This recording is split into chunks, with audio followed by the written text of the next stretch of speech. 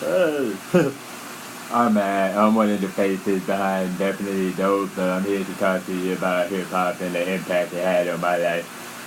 Hip hop has always been, but at the same time, it's been very controversial. A lot of times, people have a hard time looking past the profanity and what they hear, and they think it's all about, forgive my language, but it's all about bitches, shooting, murder, and all that shit. And yes, that is some of the story. That is some of the content. But what's the difference from that in TV?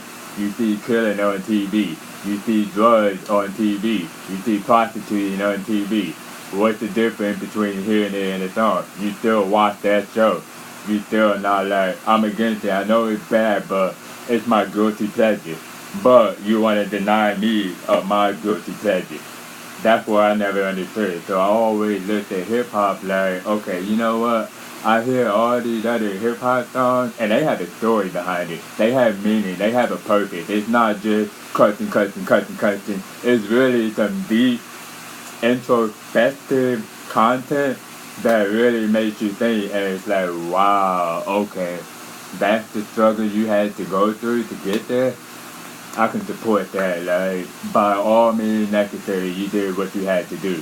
And that's part of my love for hip hop because it's that with being deaf and finding these videos, I always knew it wouldn't be accepted by everybody. I can't perform for kids. I can switch the song and make it more kid friendly, but people are not gonna look at me and say, oh, okay, they see him, all that, he's looking like a thug.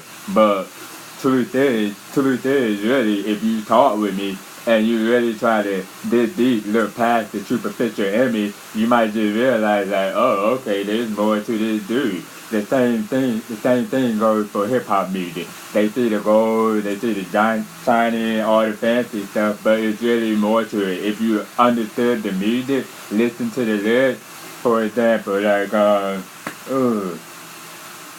Can I Live? It was talking about somebody who got shot. He's dying, but it's one of his best friends.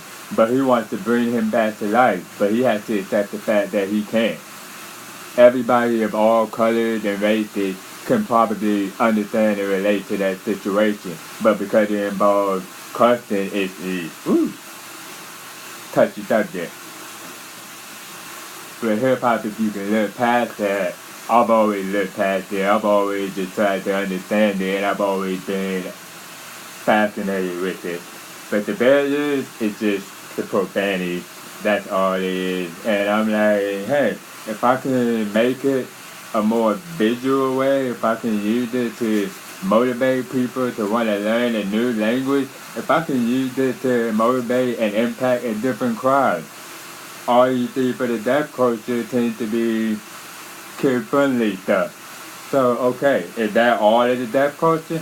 No, not at all. There's more to it. So what are you going to do for everybody else? They listen to rap music. They listen to hip-hop. How are they going to understand? That's where I come in at. That's part of what feeds my love for hip-hop because I'm like, hey, man, I want to show you just how dope this lyric is. I want you to see what I hear, in a sense. I want you to see so we're on the same page. And that's a feeling, that's an inspiration feeling like none other it can be compared to. Peace.